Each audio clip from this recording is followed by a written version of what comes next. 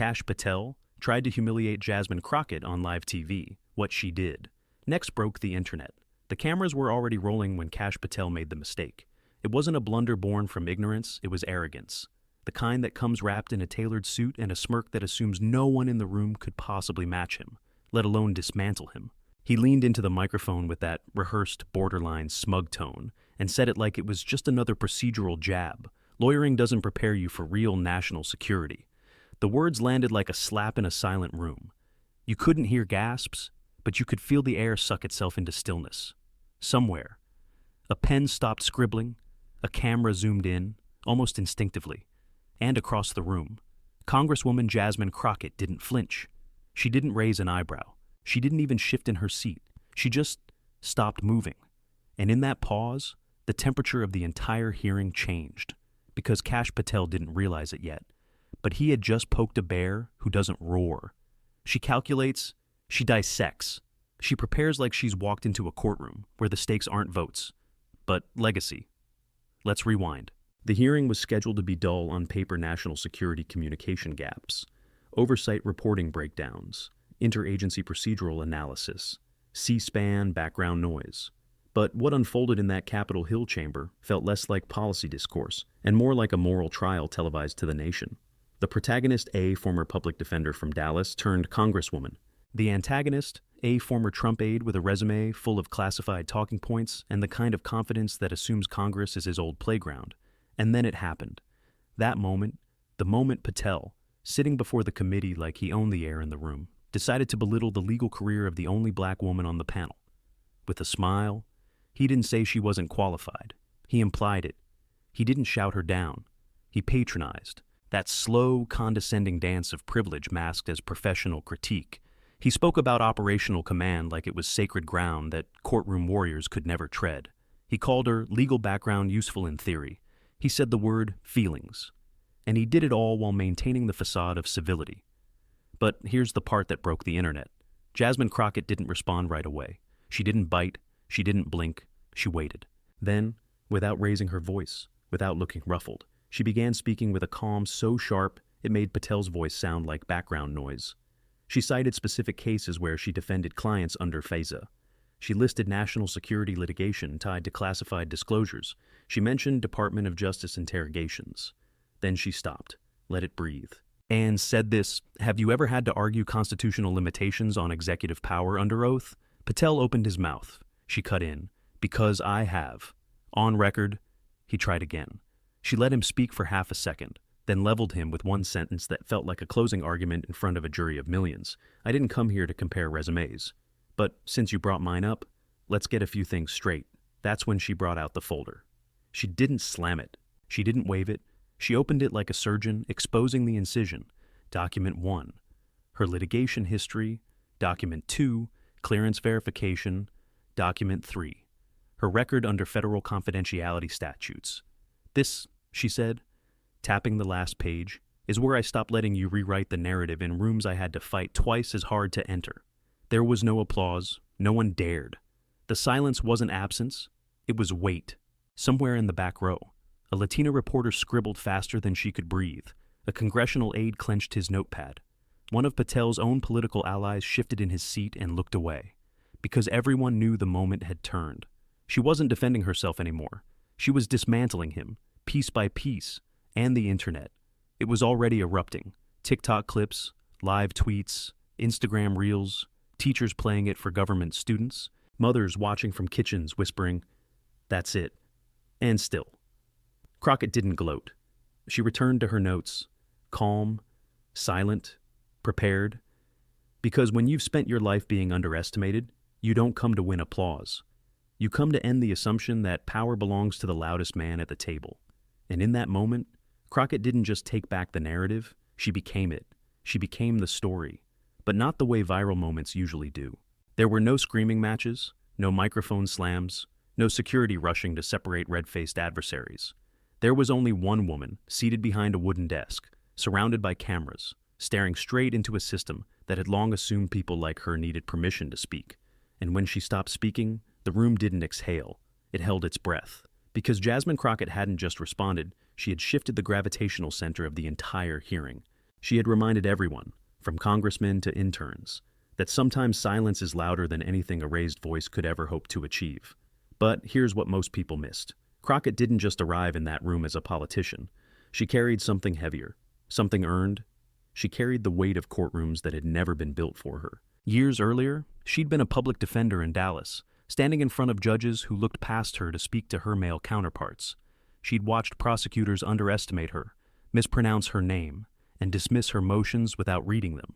She had learned then long before, C-SPAN rolled a single second of footage that the most devastating weapon wasn't anger, it was accuracy. So, when Patel mocked her background, implying, without saying, that a black woman from a courtroom couldn't possibly grasp national security, he wasn't just making a political error, he was stepping into a historical pattern. And Jasmine. She was about to break it. Inside the room, her colleagues were shifting, not speaking, just watching. Even some Republicans who'd privately doubted her credentials were now silent, not in respect, perhaps, but in calculation, they saw something dangerous. Not rage, not rebellion, but a woman too calm to be cornered. Crockett flipped to the next tab in her binder, not dramatically, just enough to signal the floor was still hers. "I've stood in federal courtrooms," she said, her voice still low. "I've defended clients while the Department of Justice tried to bend due process to fit media pressure. I've walked into rooms where I was assumed to be the assistant, and I've left those same rooms with a court order in my hand and a prosecutor's smugness erased." She wasn't improvising. She wasn't performing. She was remembering.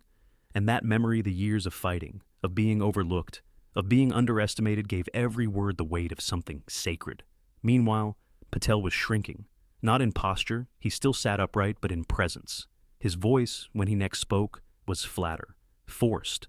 "I'm not questioning your intelligence, Congresswoman," he tried again, only pointing out that operational security true command requires more than legal frameworks. Crockett blinked once, then replied, "Is that what you called it?" she said.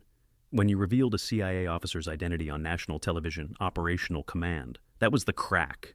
The room didn't gasp, but someone in the third row muttered audibly, "Oh, damn."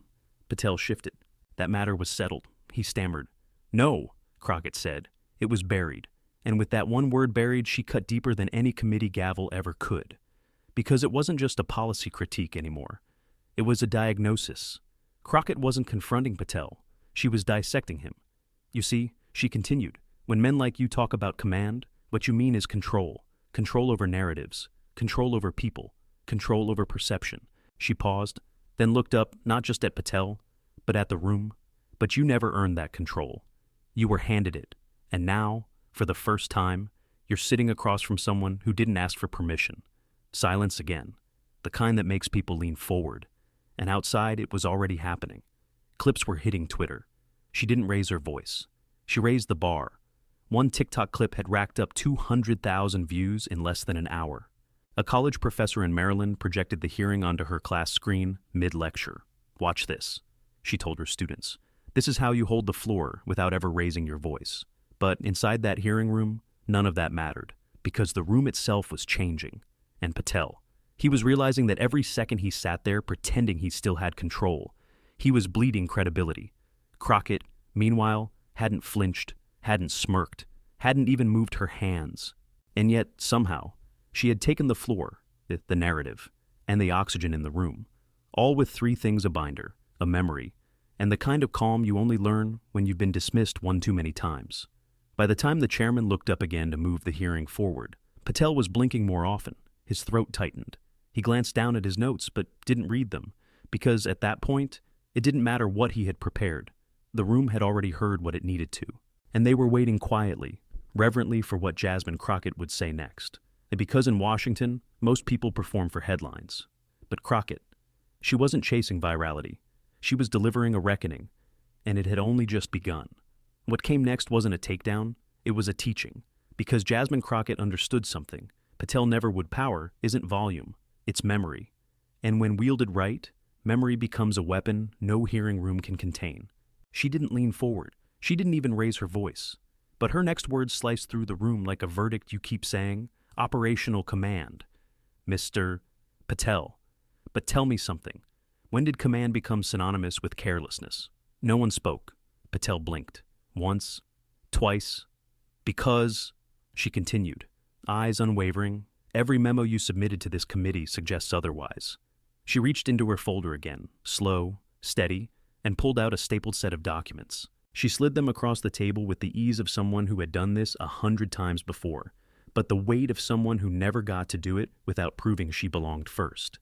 This is your March 3rd memo. You claimed oversight committees lacked the intelligence to evaluate interagency threats. Another document, another slide across the table, and here your May 17th addendum. You list 5 members by name, all women, 4 attorneys, 3, like myself, former federal prosecutors. Now, she paused. Patel didn't move. The paper sat untouched between them, like a mirror he refused to look into. You don't have to say it out loud, she said, voice soft but dense. Your tone already did. The room sat still. On the live feed, the camera zoomed in, not on Patel, but on Crockett's hands. They were still, grounded, like the rest of her. You're not debating policy, she said. You're auditioning for authority you never earned, and you're doing it by undermining those of us who had to earn everything twice. At that, even the chairman leaned back. There was no procedural objection, no motion to strike her words, because this wasn't theater. It was truth in slow motion. But Crockett wasn't finished. You talk about classified threats, but let me ask you something. Mr. Patel, how many times have you had to argue a motion under federal surveillance statute while the press tried to paint your client as the villain before opening statements even began? No answer. How many times have you sat with a man accused of treason, knowing the system wanted a conviction more than the truth, and still found a way to win justice, not just the case? Still, no answer. I have, more than once. She let that land, let it settle in the silence. Then, and yet you look at me and you assume the courtroom prepared me for nothing.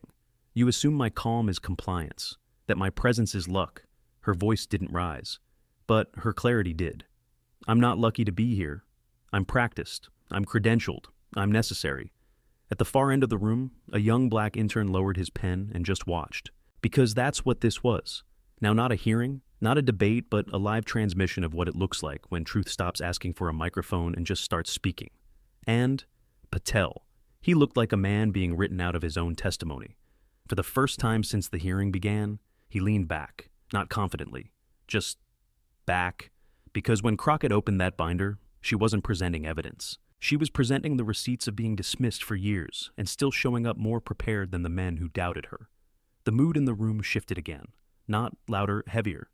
Patel tried, feebly, to respond.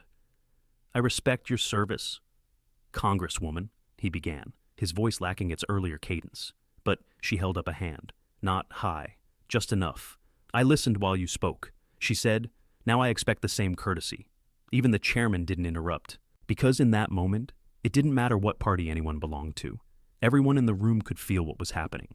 Jasmine Crockett had taken the air, and no one dared breathe without her permission. She turned the final page in her folder, read something, then looked up again. This isn't about feelings, it's about consequences, she said. When men like you play chess with classified lives, people like me have to show up after the press has moved on. After the damage has settled, after the family has no more answers. Pause. And the only thing standing between that family and institutional silence is someone who didn't flinch when the system tried to erase the truth. And then she said it, I don't perform.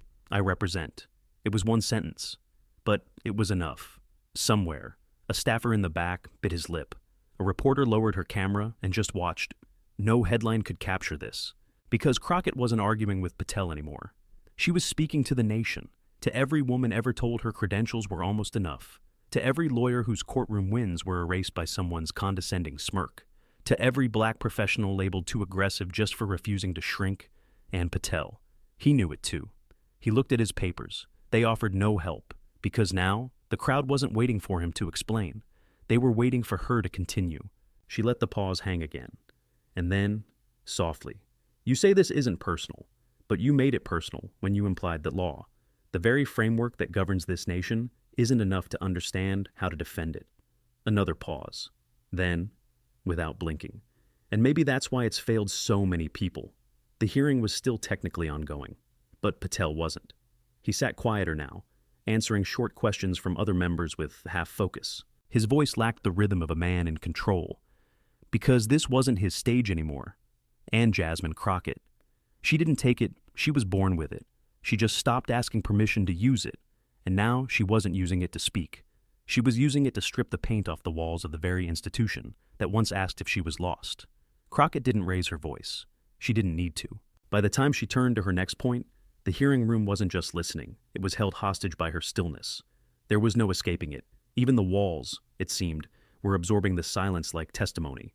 Let's talk about what you called overreaction. Mr. Patel, she said. Because I've been called emotional before, I've been called passionate, dramatic, unqualified, and now feelings, that's the new one, right? Patel didn't speak. He didn't even blink. But Crockett did. And yet, she continued, every time I show up prepared, every time I sit here with federal records, court precedents, and evidence-backed statements, I'm met with the same response tone policing, image control, professional gaslighting. She leaned forward slightly. Not aggressive, intentional. You don't say it directly, you let the language do the work. The chairman didn't interject. Nobody did.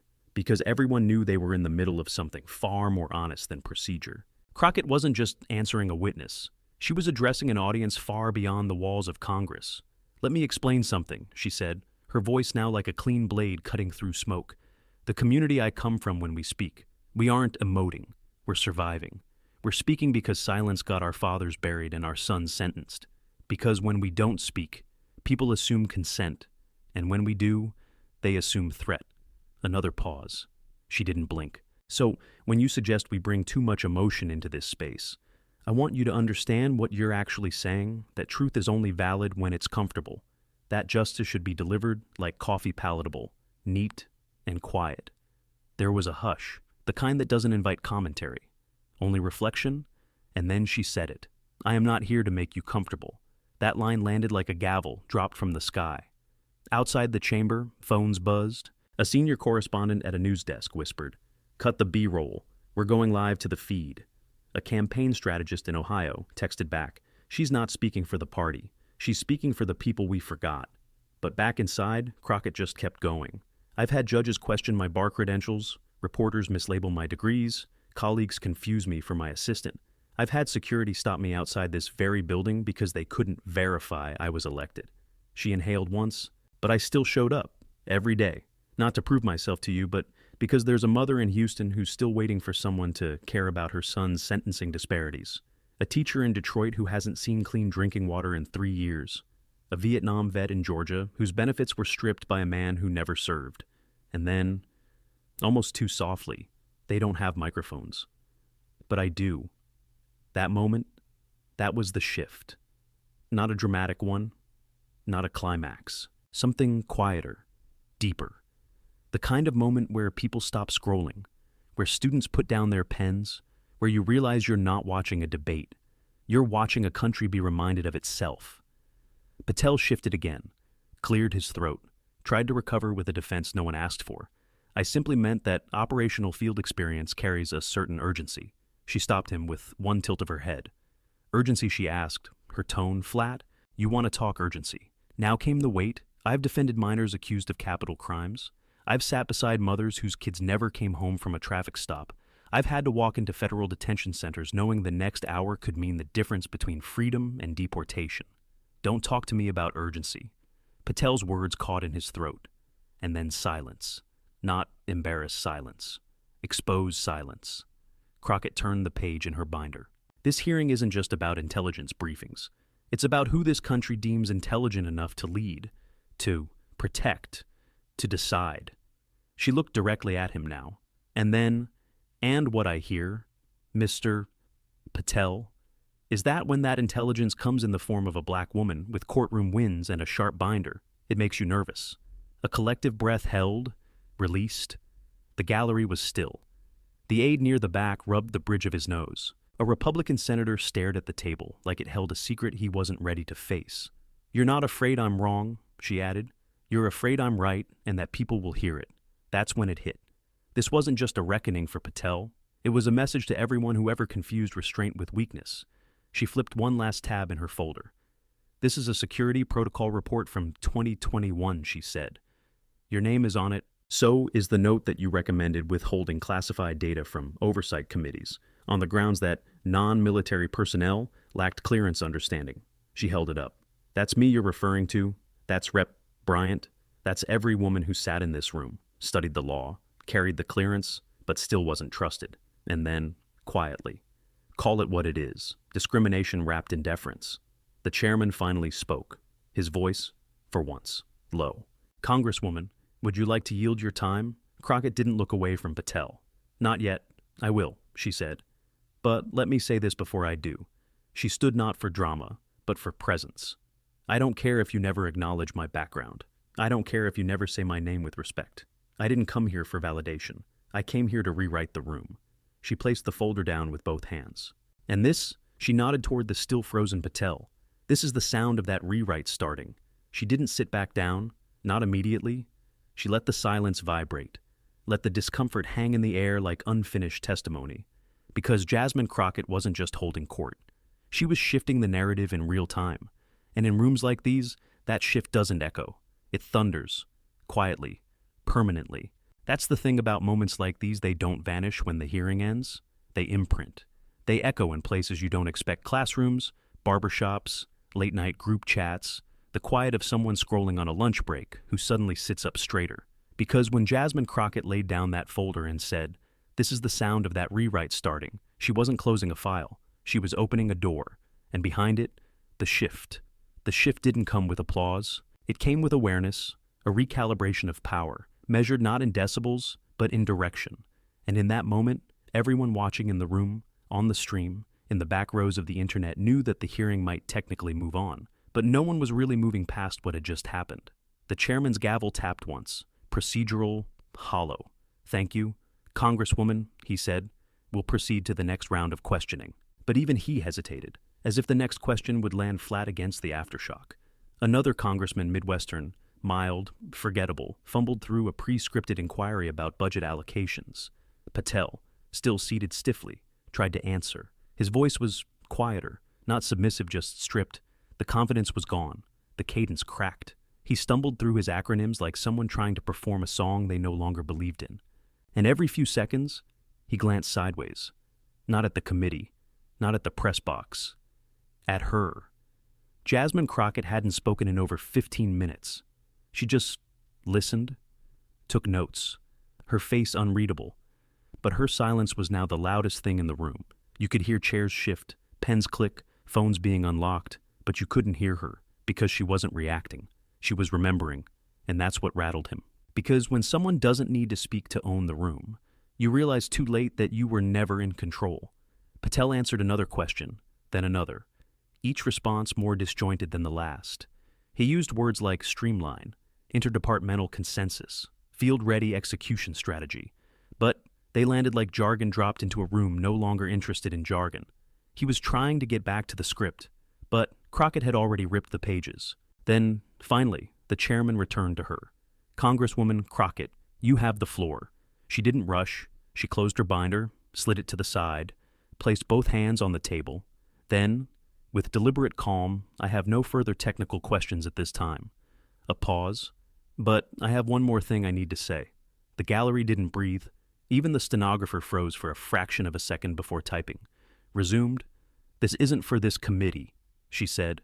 "It's for the record, and for whoever's watching."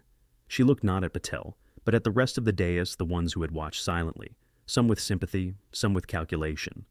"You all saw what happened earlier, and if you didn't catch it the first time, I want to make sure it's clear now." She folded her hands. "This is not the first time I've had to explain that I belong in the room." Her voice didn't waver, but the weight behind it thickened. "It's not the first time someone has looked at my resume, my record, and still treated me like I was lucky to be here." A flicker passed through Patel's expression. Regret, doubt. Maybe just recognition. And I'm sure it won't be the last. She didn't sigh. She didn't flinch, but her voice softened. Not in weakness, in depth. "I didn't run for Congress to debate egos. I ran because I got tired of watching communities suffer under policies written by people who never bothered to understand them." The chairman shifted in his seat. Across the aisle, Rep. Celeste Bryant, who had said little all day, leaned forward. "And when someone dismisses lived experience," Crockett said, When they reduce it to feelings or optics or misunderstanding, what they're really saying is that their version of America is the only one that counts. That was the gut punch. Not loud, not fast, but direct. My parents didn't raise me to be polite in the face of disrespect. They raised me to be prepared. And when I show up with facts, with strategy, with a track record, you don't get to wave it off just because it makes you uncomfortable. There it was, that word again, uncomfortable. And she let it sit, then turned to the chairman. I hope, moving forward, this committee evaluates every member and every witness by the substance they bring, not the image they present. She looked down, then back up. And if that makes me the difficult one, then so be it. That was the moment, not a climax, not a finale, a statement, an etching into record, one that couldn't be erased with a soundbite. In the press box, a reporter from a regional paper in Dallas whispered to her colleague, "This isn't just politics, this is precedent." And for Patel, he just stared ahead. He wasn't the target anymore, but he had become something else entirely, a symbol of every room that demanded women like Crockett justify their presence before opening their mouths, of every condescending smile handed out in place of real questions, of every assumption weaponized into protocol. But this wasn't about him anymore. This was about everyone watching, because Crockett hadn't just delivered a statement, she had offered a blueprint, one that would now travel beyond the committee room, into classrooms, offices, living rooms, into the hands of young women who would hit play on the hearing video, see a face like theirs, and whisper, "She's one of us," and they'd be right. Jasmine Crockett didn't come to win a headline. She came to remind the country that strength looks different when you've had to earn every inch of space you take up. She came to testify, not about policy, but about presence. And the hearing, it wasn't over. But the room, it had already turned. The agenda still had bullet points. There were still witnesses scheduled. The chairman still had a script. But none of it mattered, because everyone, whether they admitted it or not, knew what had just happened would outlast every item on that docket. This wasn't about interagency protocols anymore. It was about who gets to speak and who gets to be heard. Jasmine Crockett hadn't just claimed her time. She redefined what time well spent looked like. The 5-minute recess that followed was quiet, awkward. No one said much. Reporters filed out to file stories that were already writing themselves. Staffers didn't ask for quotes, they knew sound bites weren't needed. The video would do the talking. And Crockett. She didn't scroll her phone. She didn't high-five anyone. She simply gathered her notes, not in a rush, not with flourish. Just steady, deliberate order like a surgeon organizing tools post-op, as because she wasn't finished. She hadn't come for applause, she'd come to finish the work. When the gavel dropped and the hearing resumed, most members looked like they were merely fulfilling an obligation. The atmosphere had changed. People weren't trying to speak anymore. They were trying not to step into the crater Crockett had just carved into the floor. Still, procedure trudged forward. One last round of formal remarks. Then, the chairman looked up again. "Congresswoman Crockett," he said, a little more careful now. "Do you wish to speak before we adjourn?" She didn't answer right away. She didn't look up immediately either. She closed her binder, slid it into her tote, folded her hands. Then, without looking at Patel or anyone else, I'll be brief. Her voice was still calm, still deliberate. But now, there was something else in it. Finality. Not the kind that slams doors, the kind that seals letters, that locks legacy into place. "I want to close with something personal," she said. "Not because I need to defend myself, but because I know someone's watching this today who needs to know they're not carrying this alone." She looked across the room, then straight ahead, not at a face, but a space. Like she was looking through the walls. When I was a young attorney in Dallas, fresh out of law school, I walked into my first courtroom, and the bailiff asked me who I was there to assist. She smiled, not with humor, with memory, not what case I was trying, not who I was, just assumed I couldn't possibly be the one standing at the counsel's table. She paused. I've had worse since then. I've had better too. But what's never changed is the expectation that I'm supposed to prove over and over again that I belong. She glanced down, then looked back up, this time at the chairman, then to Patel, but only briefly. What happened today wasn't new. It was familiar, and that's the problem. Her voice thinned to a whisper, not in strength, but in focus. I want this moment to mean something more than a headline. I want it to remind people, especially young black girls watching, that you don't need to shrink to fit into someone else's version of respectability. She inhaled once, Don't waste your energy trying to be safe enough for their comfort. Show up sharp. Show up studied. Show up like you already belong. No one moved. The press box was stone still. Even the cameras, which usually zoomed or shifted for effect, seemed to freeze on instinct. And Patel. He didn't raise his eyes. He didn't defend. He didn't blink. He just sat. Crockett didn't wait for a response. She didn't need one. She continued. I've had courtrooms stare at me like I was the intern when I was the lead counsel. I've had my tone policed, my hair criticized, my credentials dismissed, and through it all, I never once lowered my standards just to be accepted. She paused. Let the weight do the talking. I hope that moving forward, this committee and every committee evaluates every member and every witness not by who they expect, but by what they bring.